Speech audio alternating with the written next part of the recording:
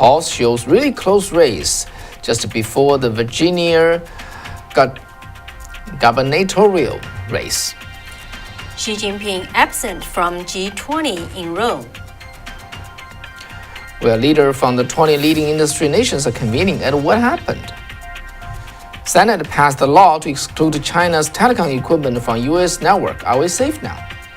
And the feature story of today, how CCP colluded with international organized criminal groups through money laundering and capital infiltration in the West. This is an exclusive interview.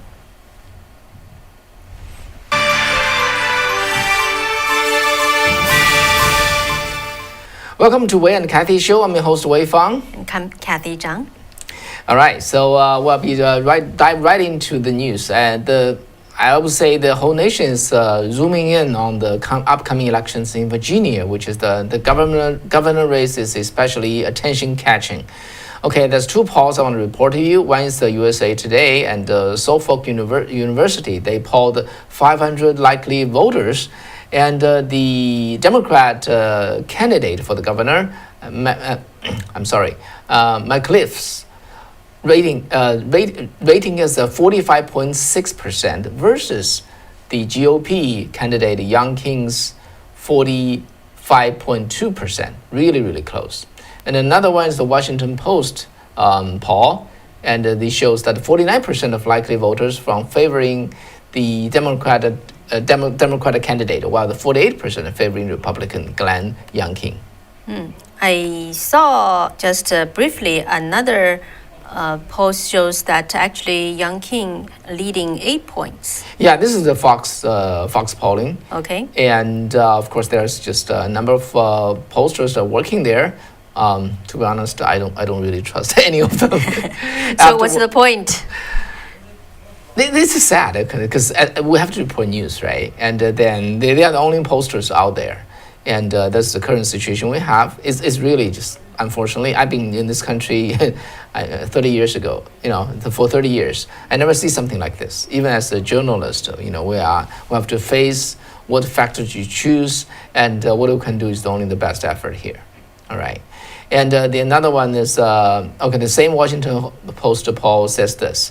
It says education is now the number one issue, with the 24% of Virginia voters citing it as such, up 9% from the previous poll taken last month. Mm-hmm. Yeah, so in Virginia, Loudoun County especially, it's been on the headline news for, quite a, few months now. And with the statements from both the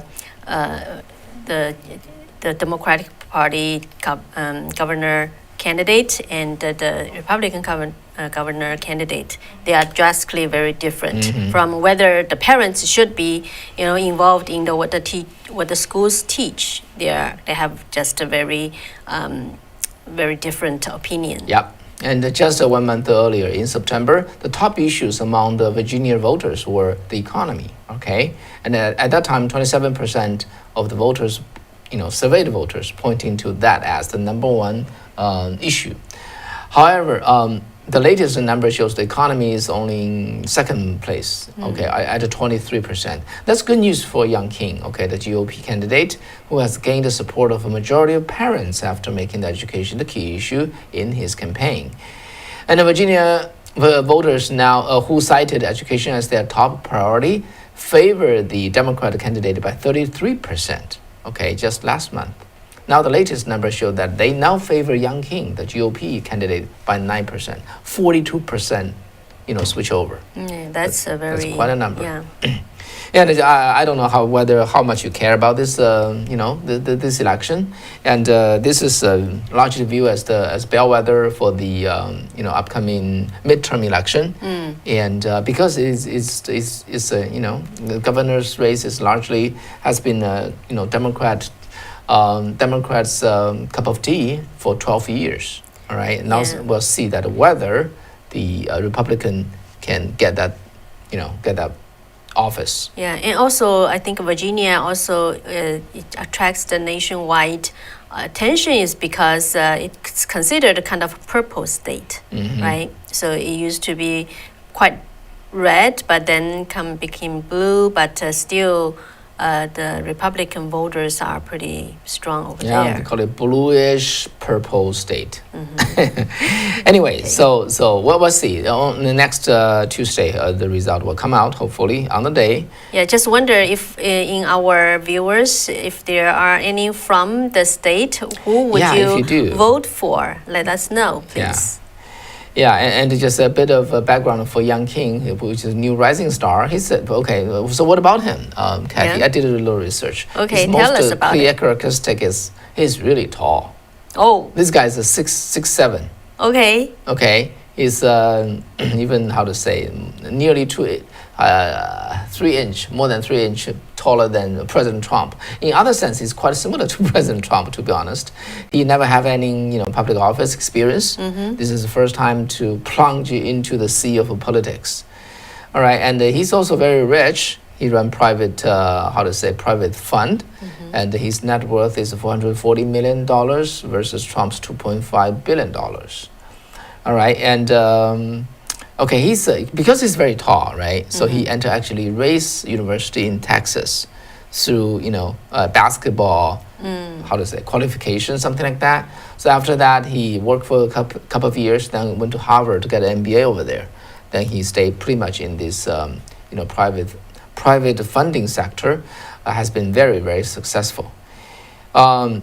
Now, so his point of view is he approve of the vaccine, but he does not approve of the vaccine mandate. All right, and he's really took education as his key running agenda, and all the others he endorsed Trump, and so basically actually today is very interesting during a rally that McLiffs, he invited President Biden and the Vice President Harris to his rally, and when Trump was President Biden was speaking there, there's not a small number of people was chanting like "We love Trump, we love Trump."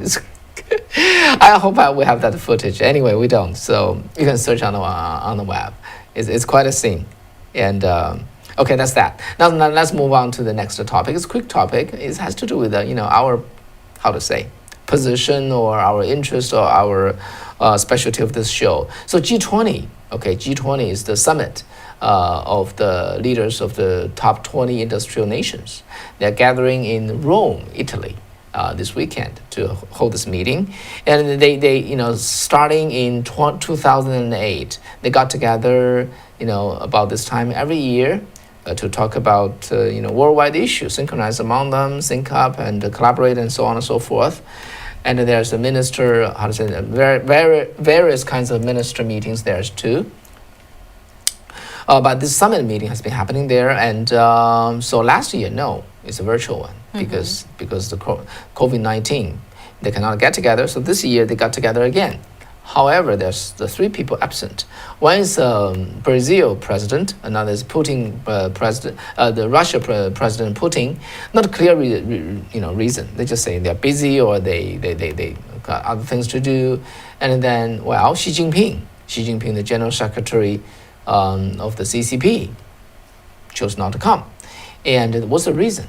Actually, the reason, if you ask my opinion, is because he dared not to face all the other world leaders. Oh, why? For those 2 days, because as of now, nearly 5 million people passed away. More than 3 million of them live in those 20 industrial nations. So think about it, it's absurd, right? With so many people die, the world cannot agree upon or have a clear answer of what caused it. All right, because the reason is the CCP has been trying to deflecting any blame and blocking any investigation. That's why this entire world with the 5 million people dying, still don't know who to blame. And Xi Jinping know who should be blamed. Okay, the other leaders also know, and it's just publicly there's no consensus.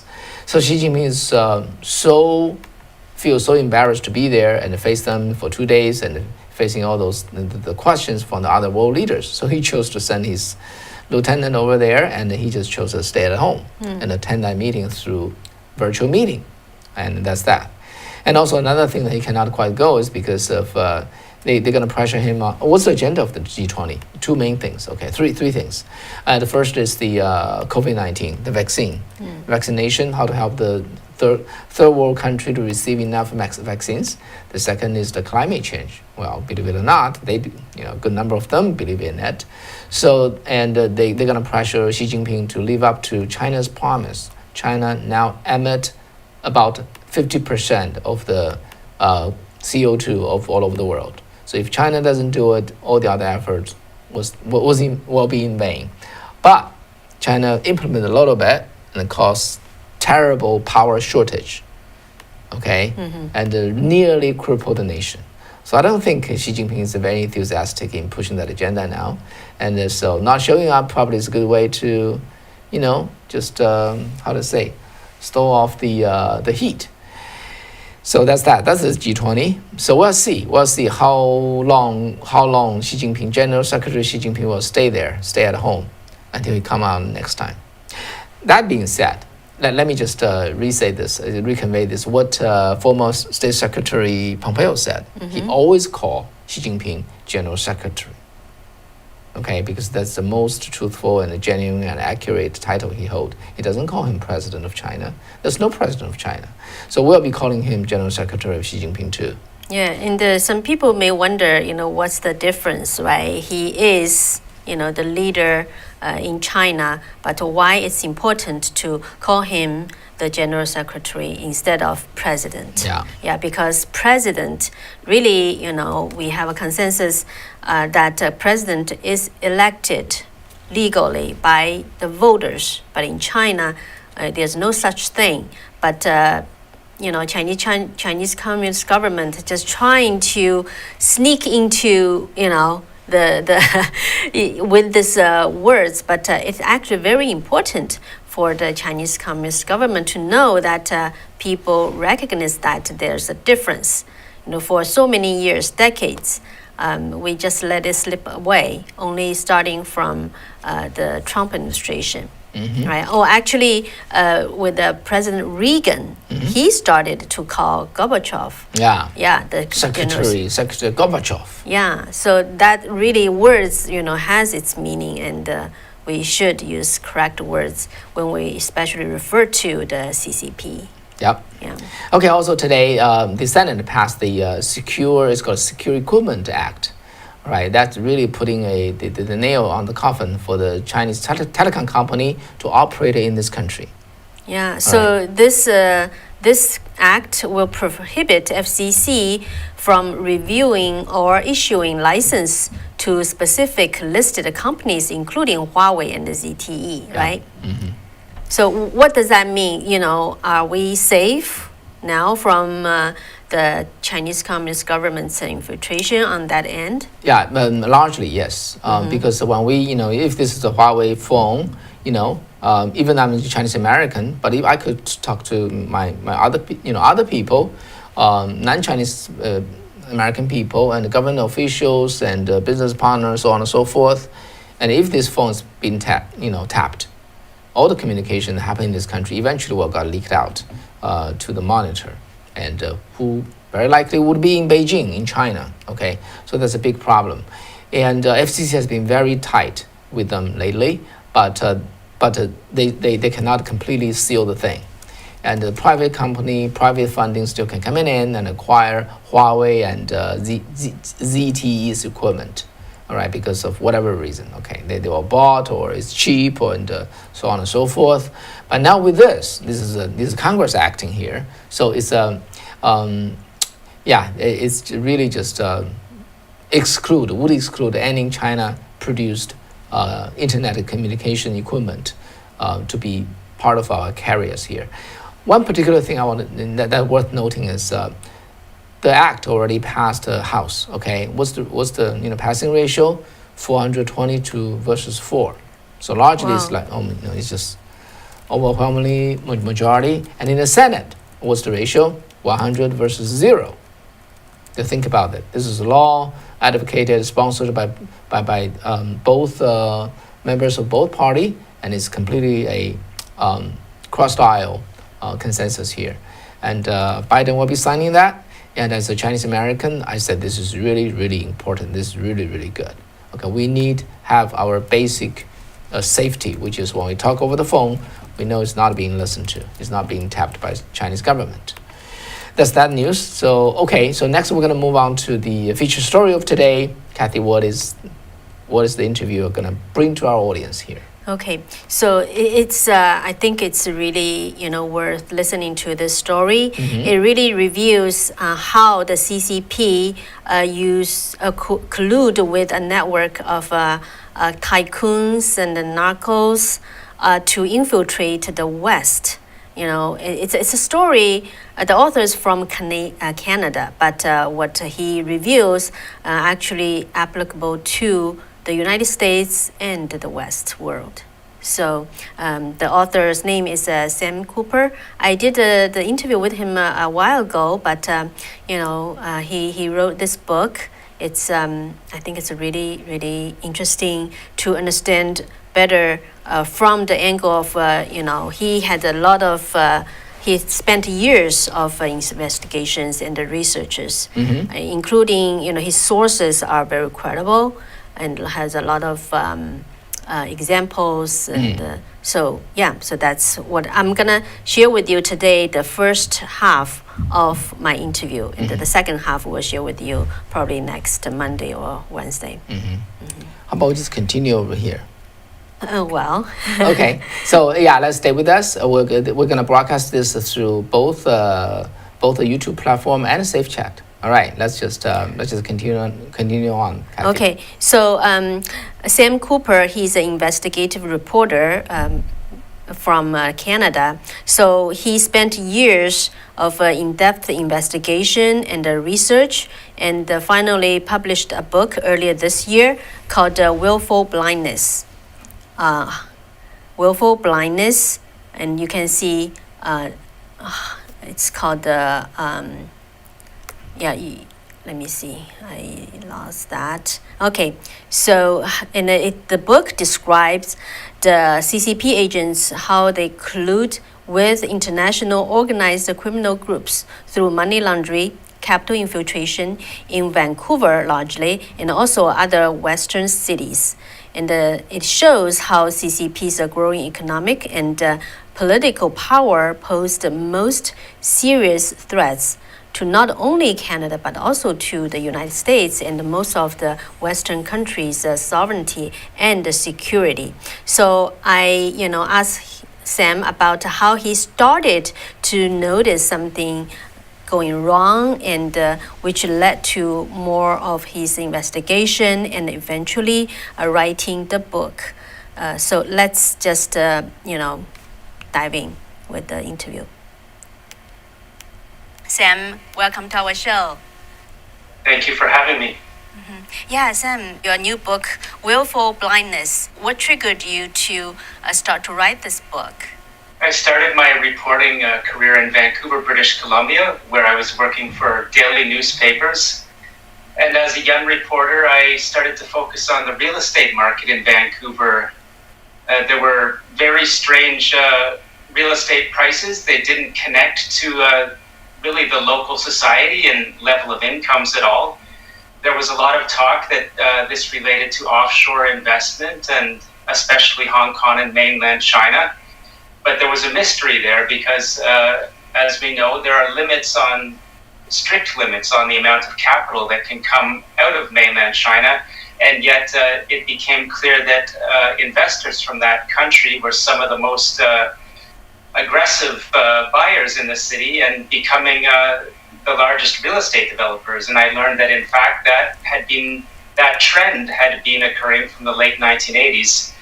So as I started to understand the real estate markets, year by year, I learned that essentially there was, we could just say, forms of shady money or transactions were facilitating this great flow of money. It was hard to determine how much money was involved, but I eventually started to get a handle on the market and discovered that underground banking and especially casinos were involved in transactions, pushing the real estate market, and at a high-end tycoons that were very prevalent names in Hong Kong, in fact, were some of the biggest investors. Can you give us an example just for our viewers to kind of better grasp what you're talking about? Sure. We can name some tycoons such as Stanley Ho and Chang Yu-tun, people with an understanding of Hong Kong politics and business know that these are the huge names that control the Macau casino industry. And really, at a deeper level, people that understand law enforcement and intelligence recognize that these names are also connected to organized crime. We know this for a fact. It's not disputed because government records say these Macau casino tycoons cannot be investors in Western countries. They're rejected because of their connections with junket gambling and triads that really own pieces of those Macau casinos. So for my investigations in Vancouver, I had to determine how these men were connected to real estate investment in Vancouver, and on a much broader and deeper level, how individual investors that people would not know the names of and yet had huge sums of money were getting money into Vancouver or cities like Toronto, of course, cities like Los Angeles, San Francisco, and Seattle, and really having a huge impact on real estate markets, but in a rather anonymous way. So that's one of the themes I investigated as a reporter and brought together into this book, Willful Blindness, which delved even deeper into that business network in Hong Kong and mainland China and how the Chinese Communist Party interrelates with these tycoons who are also connected, unfortunately, to shady money and organized crime. And I found that these network convergences in Hong Kong and China are very present in Western cities and in fact connected to covert intelligence activity, to just boil it down and jump to the conclusion. Yeah, so it sounds really like a big network. Can you give us a little bit more detail about how this connects to the Chinese Communist government? My book relies on some intelligence that came out of Canadian reporting from police and CSIS, which is Canada's Security Intelligence Agency.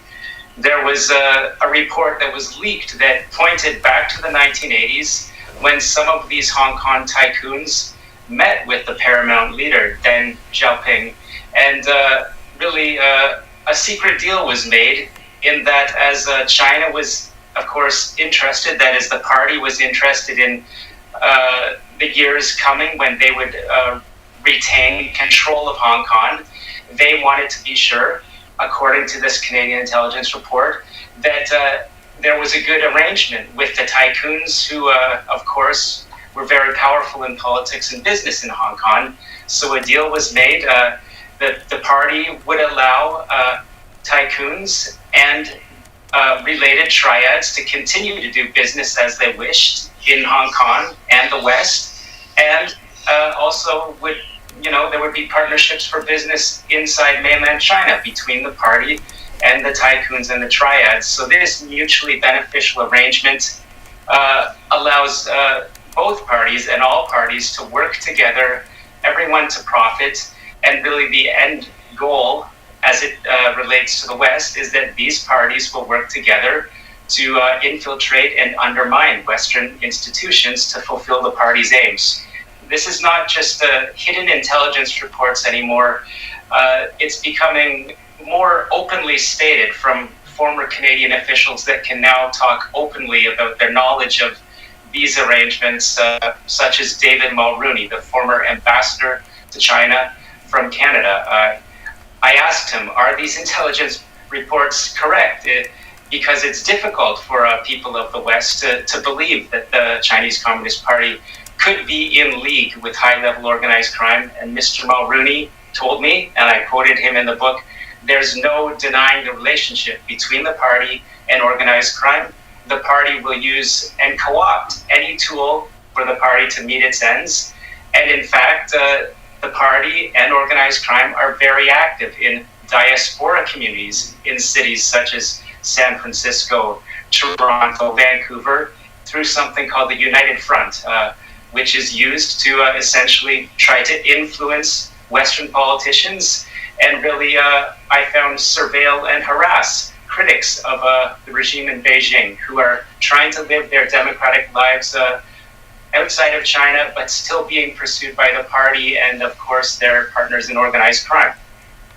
So you mentioned the United Front. A lot of people heard about this word, which is an arm of influence operation of CCP.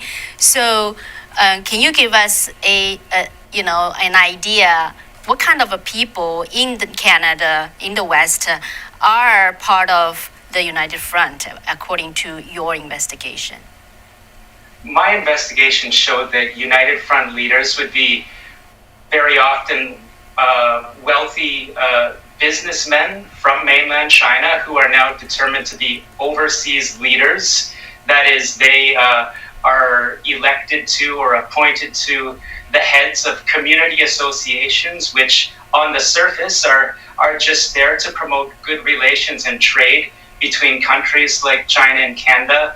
They're there to also, of course, help immigrants from China be successful in their new home countries, such as Canada.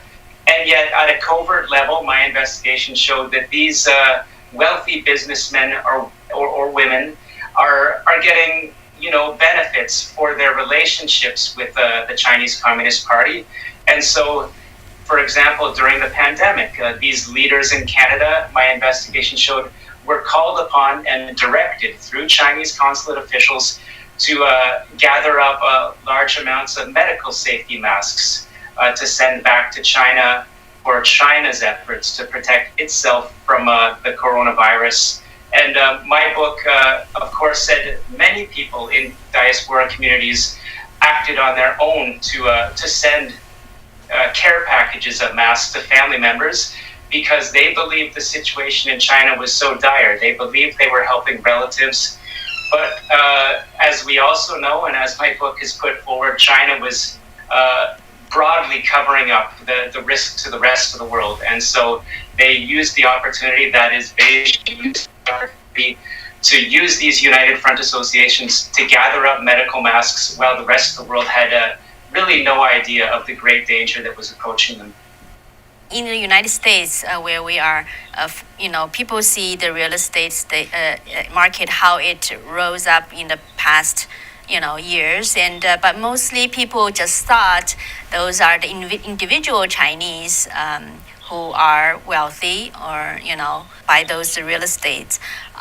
So how unusual you think from your investigation that is? It depends really on the city. What the real estate market activity is. And so my investigation for willful blindness focused very much on Vancouver, but also Toronto. And the story of Vancouver, again, is very related to, at a high level, tycoons from Hong Kong were involved in major real estate development, major commercial land purchases in the 1980s. And the case I make, and the true case, is these tycoons at some level are connected to organized crime. So that points to a very high level of real estate influence from China in Vancouver. In the United States, I'm aware that the subprime mortgage crisis of 2008-2009 showed us that big banks and Wall Street and the way that debt is created and loans are bundled together and given to people through so-called financial innovation that couldn't really afford those loans. So it's a different story for each city and country, but I'm certain that when we look at certain cities in Australia, New Zealand, on the west coast of the United States and Canada, we can see a very strong real estate influence from mainland China money. And my argument and what I've learned is that when there is a big flow of money, of course, the underground banking model has to be involved, because let's remember, individual citizens investing from mainland China can only send out US $50,000 per year. So as my book shows, and let me take this chance to say it's not my argument. This comes from Canadian financial anti-money laundering agency documents. They say, look, with real estate, organized crime has a lot of money in the West. They need to send that cash back to the East, and citizens inside of mainland China have a lot of money. They need to get it abroad. So these two parties work together in underground banking, and it's sort of a trade-based money laundering. And real estate, of course, ends up being the home of a lot of that money that is flowing out of China and into Western cities. Yeah, so what is the underground bank? How does that operate?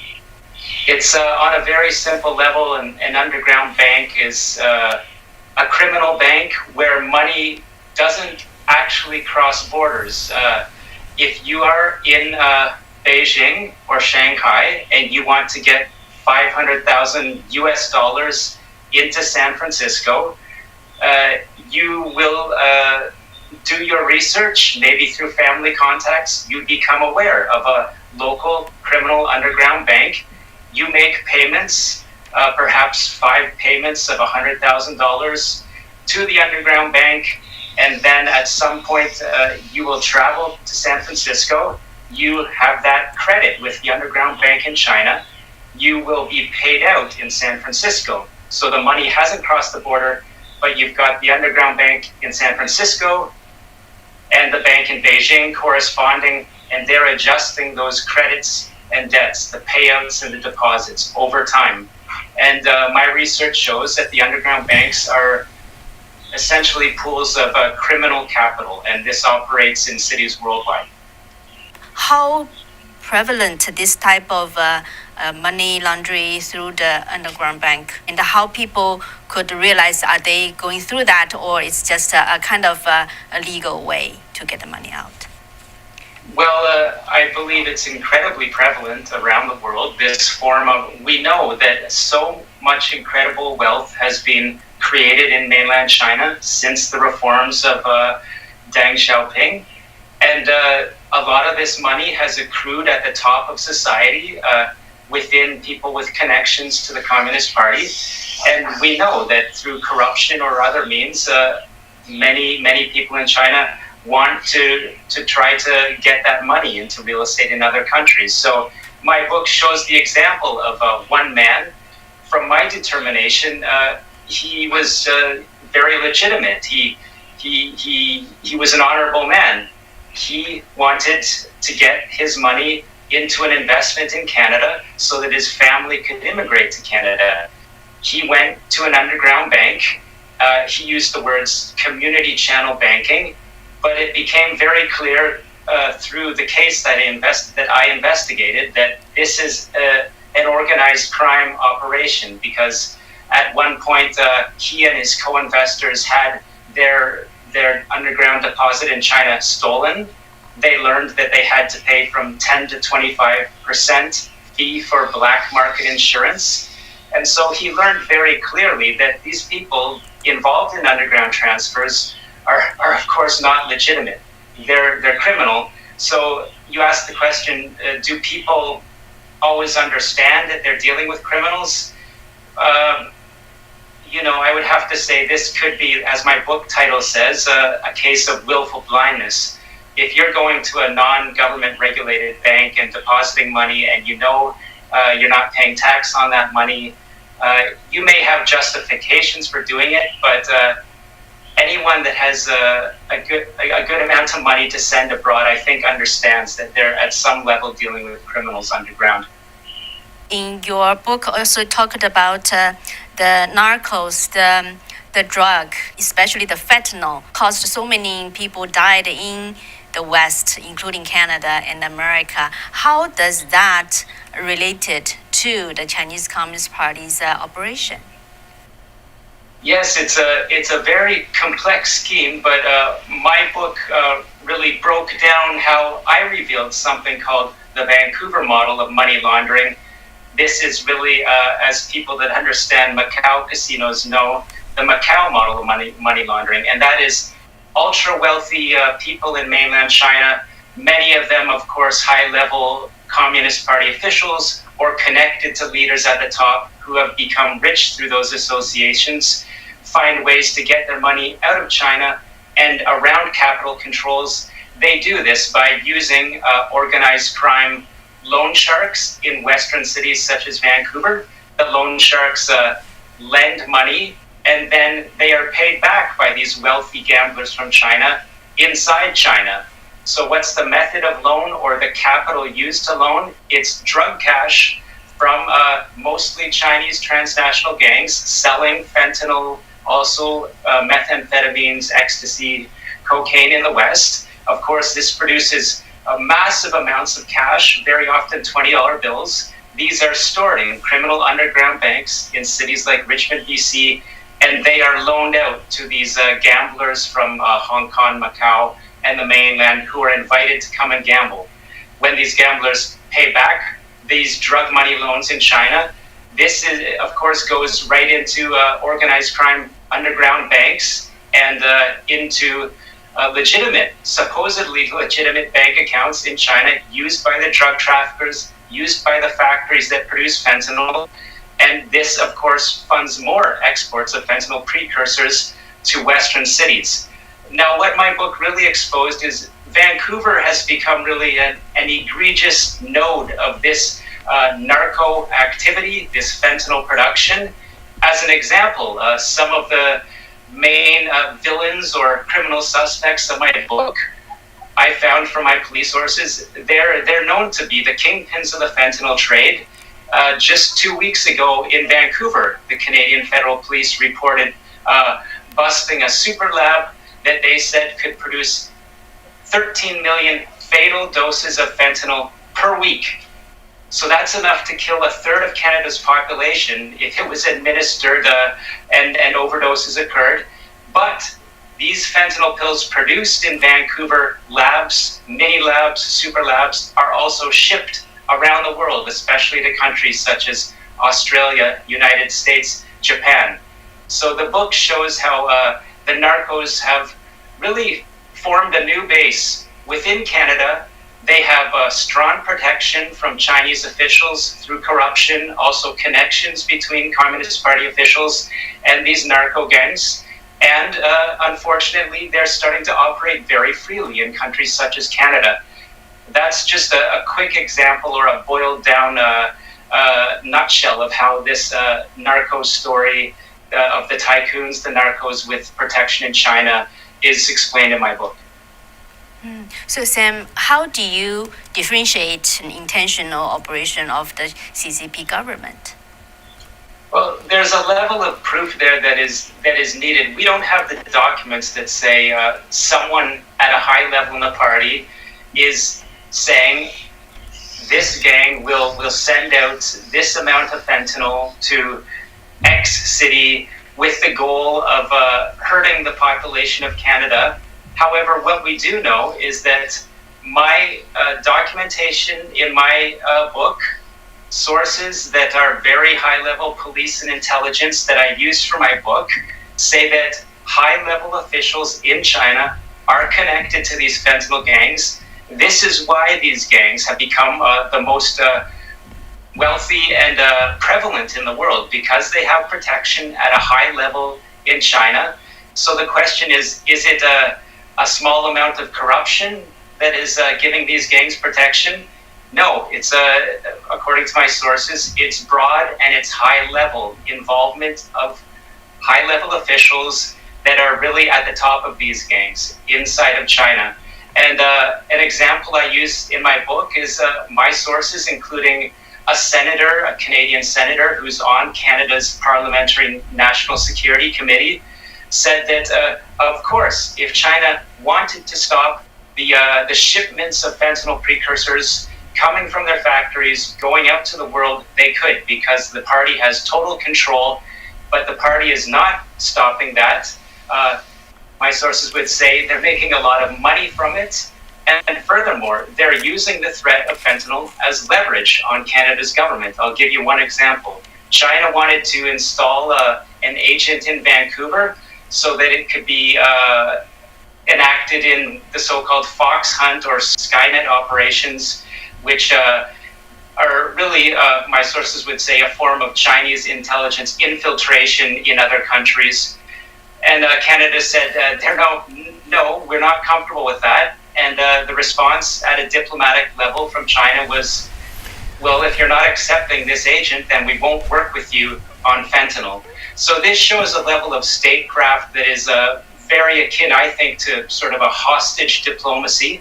China is controlling the fentanyl. That is, it controls the factories that are flooding the West with these precursors. It could stop it, but in this example, it did not, because it did not get what it wanted from Canada. Even if Canada had allowed that agent to come in, my sources would say they highly doubt that China will act on enforcement of fentanyl because it's not in China's interest, unfortunately.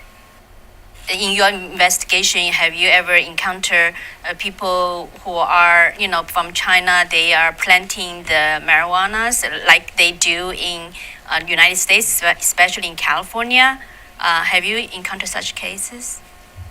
Through my research, I do know that the transnational gangs operating in Canada and based in China will sell anything illicit or illegal that they can, will smuggle anything to make money. So when marijuana was illegal in Canada, of course I found that the subjects of my book, these networks, were involved in marijuana production in British Columbia or in Quebec very prevalently. And it's no different to these gangs, whether they're selling fentanyl, heroin, cocaine, or marijuana. Whatever derives a high profit to them is what they will do. Okay, so that's Sam Cooper, the author of Willful Blindness. He's also the investigative reporter from Canada. So this is the first half of the interview. In the second half of the interview, I asked him more about, who are involved in this willful blindness. How could this kind of infiltration happen in Canada for decades, right? Like 30 years. So Cooper, he estimated that as much as $100 billion is laundered across Canada each year. And in the city of Vancouver alone, tens of billions of dollars in the real estate money laundering, and as a conservative estimate.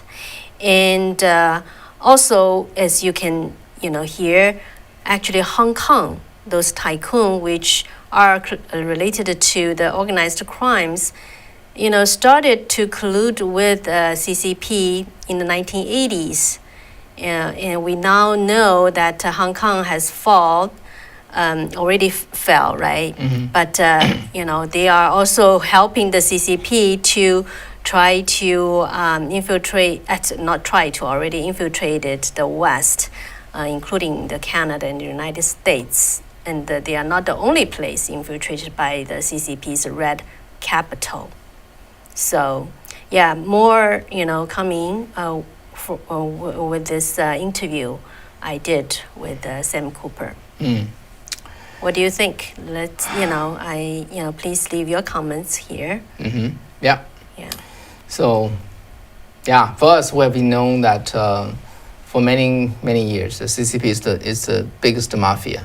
Yeah, so I think, people really, if we learn more about how CCP controlled Hong Kong, mm-hmm. right, and it really took away Hong Kong's freedom by the infiltration of the so-called red capital. Mm-hmm. Another example, since we're in the media industry, right?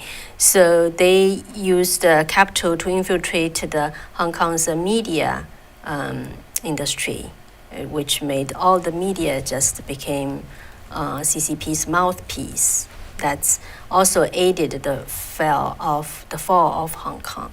Yeah.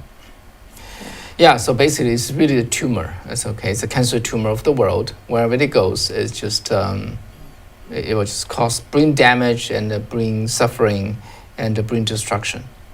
So we really need to, the world needs to put an end to this. And the first step is that we all, become clear clear-minded about what CCP is and what it has been doing. Okay, so I think that's the interview, and just stay tuned for the next second half of the interview. And tonight is a Friday, right? Friday night, and tomorrow is Saturday, and I hope you have a good weekend. Yeah, take care. Yeah, have a great weekend. Have some good rest, and then we'll restart next week. All right. Bye-bye. All right. Bye-bye. Good night.